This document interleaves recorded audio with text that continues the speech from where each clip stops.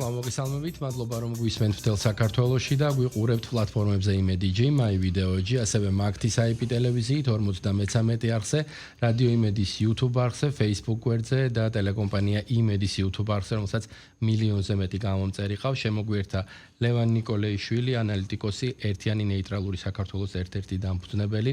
მოგესალმებით, ბატონ ლევან, მადლობა გიხდით გადაცემაში მონაწილეობისთვის.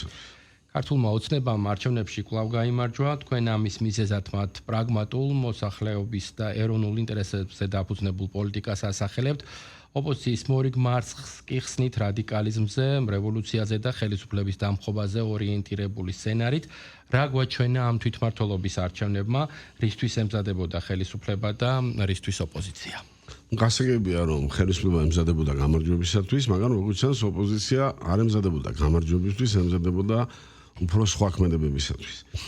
პირველი რომ ხელისუფლებამ გაიმარჯვა, გასაგები იქნებოდა იქიდან გამომდინარე რომ ეწეოდა ერთი საარჩევნო კამპანიას, ჰქონდა თავისებური ხედვა, პროგრამა ამა თუ იმ საკითხთან დაკავშირებით და პრინციპში ეს პროგრამა პასუხობდა ყველა იმ გამოწვევას, რაც არის საზოგადოებაში. მაგრამ სწორედ აქ იყო ის დიდი უბედურება, რაც ოპოზიციამ გვაჩვენა თავის თავზე, რომ მათ ვერ წარადგინეს ვერც პროგრამა, მე გულისხმობ იმ ოპოზიციურ ძალებს, რომლებიც მონაწილეობდნენ არჩევნებში და ვერც თავისებური ხედვა, თქვა სხვადასხვა გამოწვევებთან დაკავშირებით. ოპოზიცია ხო უნდა იყოს რაღაცა ალტერნატივა იმისათვის, რომ ადამიანმა თქვა იფიქროს, რომ თუ ეს არ ვარგა, მაშინ რა არის უკეთესი, მაგრამ ოდესაც შენ არჩევანს არტოებ, თავისთავად ცხადია, ეს ფიქრობს, რომ უკეთესი არის ეს, ვინც არის.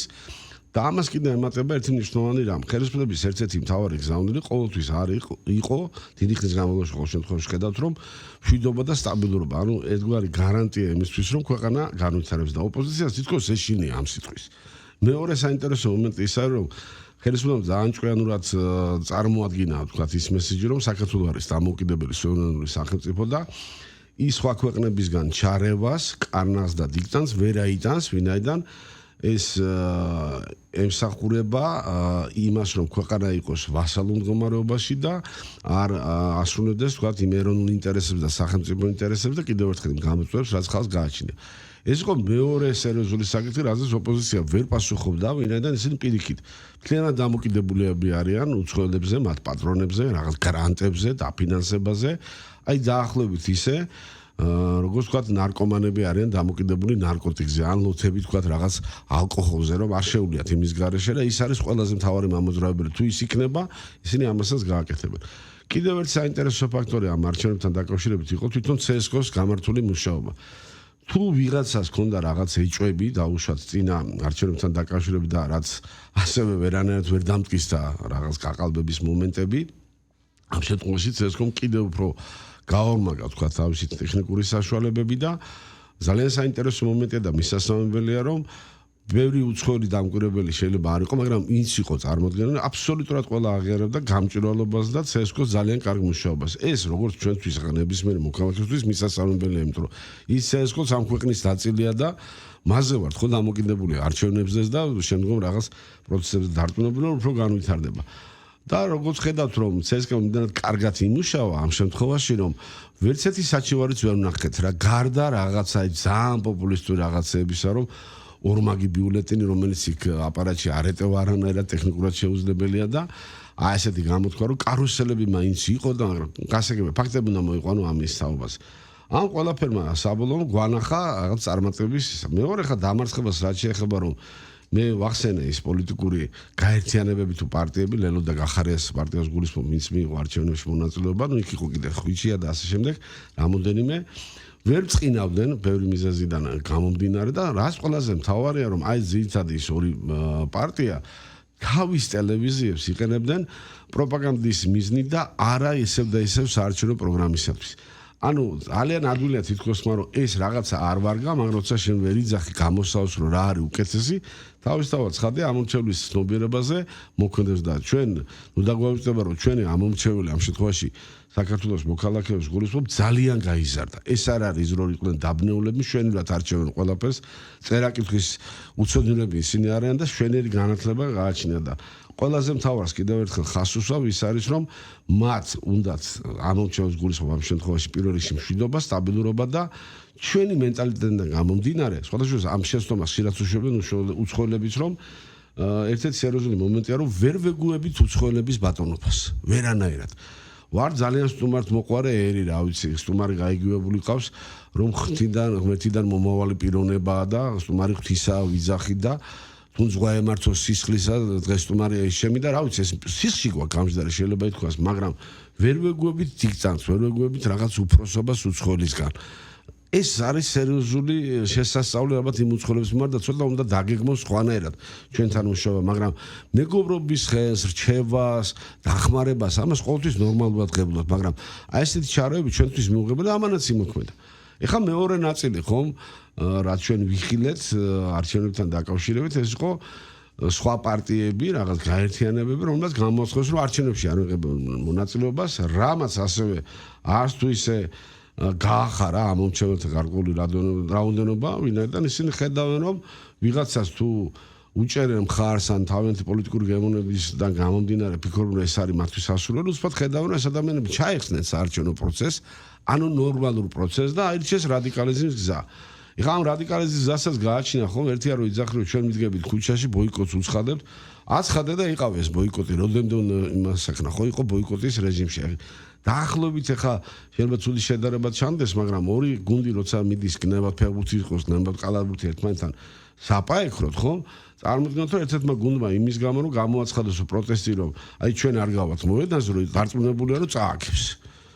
გასაგებია ხომ ესეთი უაზრო ქმედებები და მე ალბათ რადიკალურ ქმედებებზეც გვექნება ხო საუბარი. კი, ამაზე გადავალთ. უბრალოდ საინტერესოა მთელს ამ პროცესში რამდენად ვითვალისწინებთ ელექტორატის, ანუ ამ მომრჩევლის ინტერესს, რა დაკვეთა აქვს მათ. არჩევნებიდან არჩევნებამდე დამეთანხმებით პოლიტიკური სუბიექტებისთვის ერთ-ერთი ყველაზე მნიშვნელოვანი პროცესია, ფაქტობრივად გამოცდას აბარებენ ისინი და დამოკიდებულებად სათანადო უნდა იყოს.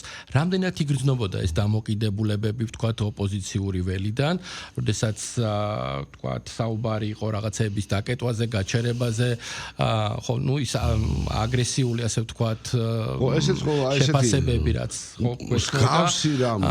ეს არის რეალურად ამორჩევლის ელექტორატის დაკვეთა. არავითარ შემთხვევაში, იმიტომ რომ მსგავსი რა მე არც გამიგია არცეთ ქვეყანაში, არც პოლიტიკაში, რომ თქვათ ერთ-ერთი სუბიექტი, რომელიც ფიქრობს არჩევნებში მონაწილეობაზე და შემდგომში რა თქმა უნდა გამარჯვება უნდა იყოს, ხო, მისი მთავარი მიზანი, ფიქრობს და სანიძახოთ, რომ გამარჯვების შემთხვევაში ის პარალიზებას მოუხდეს ქვეყანას და ქალაქს.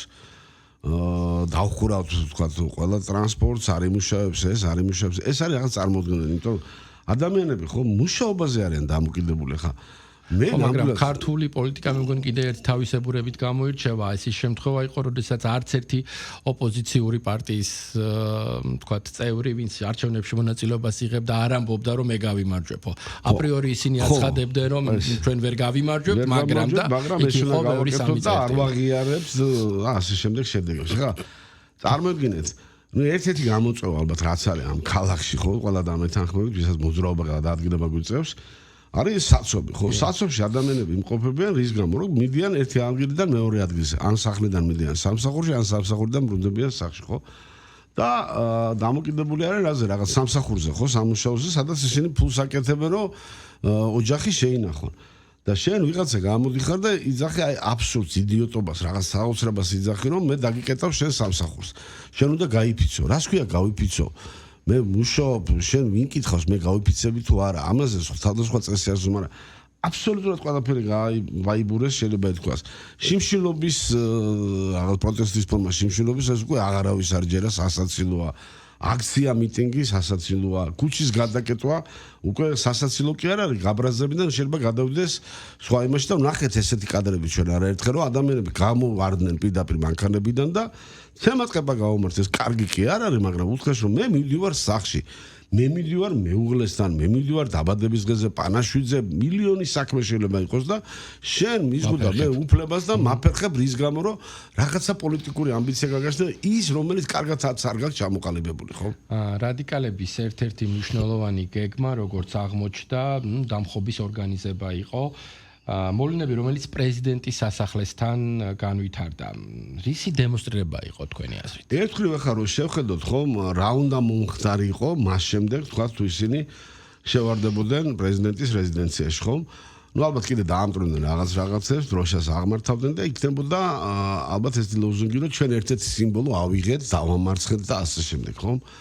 აი დაახლოებით ცუდი შედარება შეიძლება გამომიდეს, რომ 11 სექტემბრის ტერაქტის დროს, როდესაც ჯგუფები საავტო ცენტრის შენობას დაარტყეს და ამით თითქოს და ამერიკის ეკონომიკა შეაზანზარეს და ხედავთ შეერთებული შტატები ლავარსებობს და მერე რა ბრძოლა გამოუცხადა ტერორის, ესეც გვახსოვს, ხო? ანუ რაღაცა სიმბოლოს მიღწევის საშუალებით, რომ ეს ხო არ იქნებოდა იმის საფუძველი, რომ გადატრიალება მომხდარიყო. მეორე, რატომ ქონდა ვიღაცას წარმოქმნა იმისა, რომ აი ესეთი შენობის თუნდაც დაკავების შემთხვევაში, რომ სახელმწიფო შესაბამისი სტრუქტურები ადეკვატურ პასუხს არ გაცემდნენ. ეს მათი მოვალეობა, რომ პასუხი გასცენ. ესე არის, ხო? და აქვე ვისაგებებ მომენტი და მადლობაც უნდა უთხრათ. სამართალმცველებს იმისათვის, რომ ის რაღაც უბედურების ნაწილი რაც იმ დღეს იყო, ნაწილს ხას უსვამდა და ამასაც ახსნი, რატომ იმ დღეს მოგვაშორეს და აგვაშორეს. და შემდეგ გაოცებულები იმითი, რომ აი პოლიციელმა რაღაცა ძალა გამოიყენა. ძალას გამოიყენა. მოდით ესე ვთქვათ, ნებისმიერ ქვეყანაში კი არა, ნებისმიერ ჩვენთაგანს აქვს უფლება, რომ თავი დაიცვას.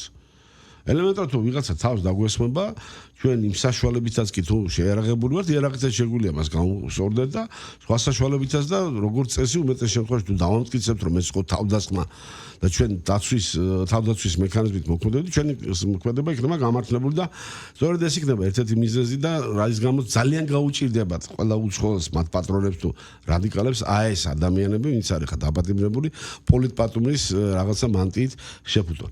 მაგრამ მეორე ხომ შეიძლება ითქვას, რომ ეს შეიძლება იყოს ვიღაც იდიოტების თავში მოხარშული რაღაც გეგმის ნაწილი და წარმოიდგინეთ, ახლა მე პირადად რომ ყოფილიყავი იმ აქციაზე ერთ-ერთი მონაწილე, ნუ ჯერ ერთი შენ აპრიორი ეთანხმები რა ხან იქ მიდიხარ აქციაზე, რომ აი ესეთ ქმედებაში იღებულობ მონაწილეობას. ახლა ხელს განზე იდგები თუ მარცხენა ფლანგს დაიკავებ, ამას მნიშვნელობა არ აქვს და მეორე, ნუ თუ არ ფიქრობენ თუნდაც იმაზე, რომ რა შარში ხვევდა ეს ხალხი იმ თქვათ ეგრეთ წოდებულ რიგით აქციის მონაწილეებს.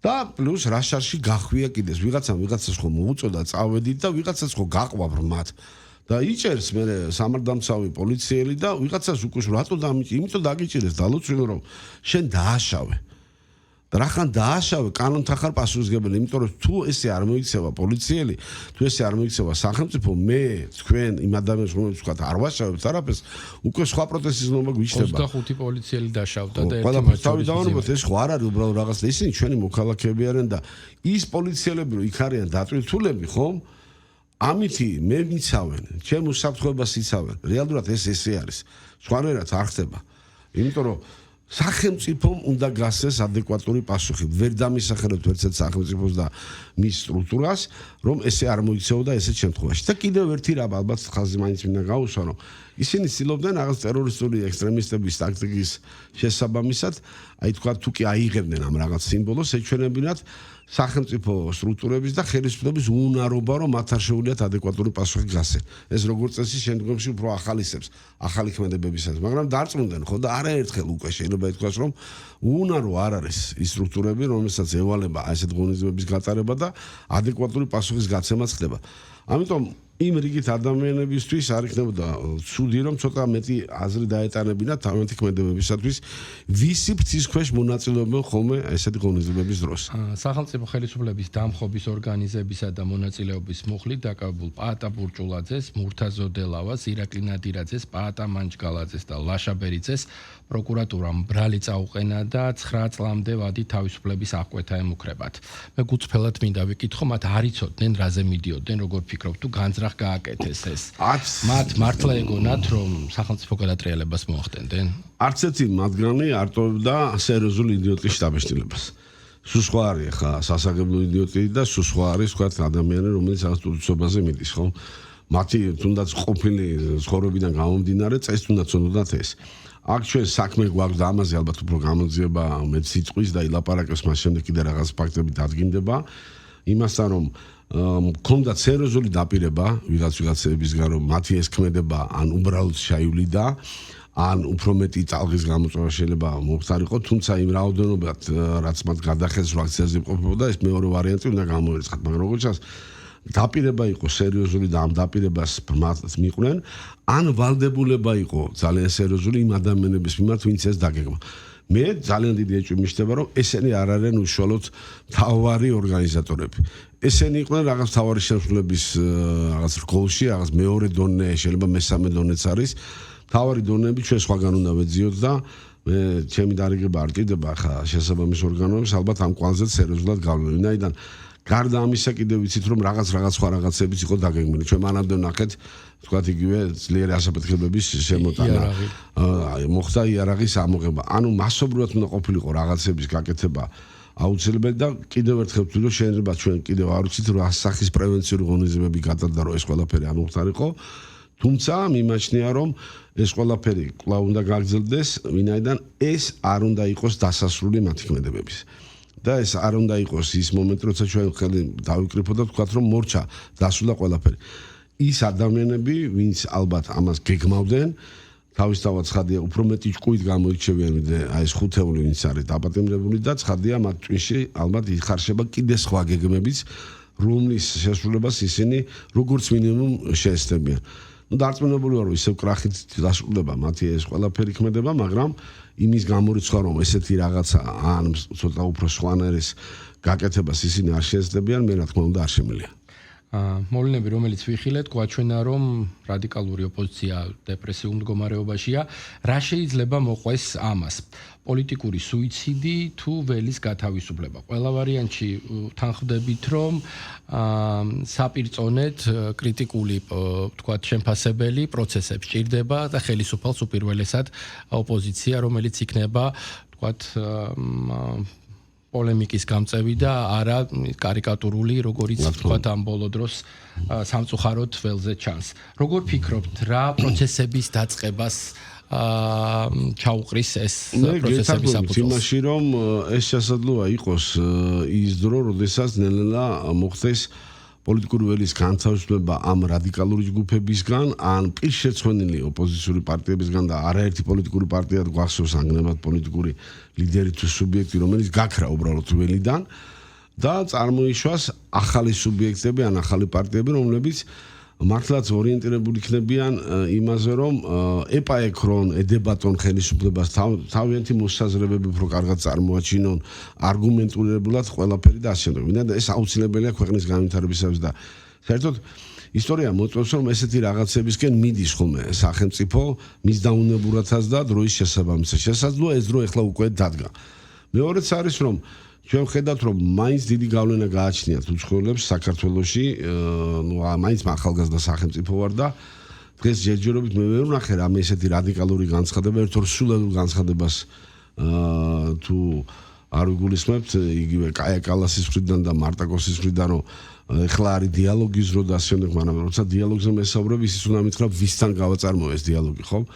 როგორც ჩანს, ისინი ფიქრობენ, რომ აი ბოლო ტყვიებს ისვრიან საქართველოს მიმართულებით და საბოლოო ჯამში ან მათ მოუწევთ, რომ დათმონ და უკვე სხვა ტონით გვესაუბრონ, ან ალბათ ჩვენმა ხელისუფლებამაც და მოსახლეობამაც უნდა მიიღოს გადაწყვეტილება, უფრო საზოგადოებამ ალბათ იმის თაობაზე, რომ რეალურად ჭირდება თუ არა ჩვენ ესეთ ორგანიზაციებში ჩვენმა მოძრაობამ ერთჯერ გააკეთა ამის თაობაზე განცხადება, რომ პლებისციტი ხო არ არის საჭირო იმისათვის, რომ თქვათ, რომ ჭირდება თუ არა ესეთ ევროკავშირის ყოფნა, რომელიც ესე გვესაუბრება.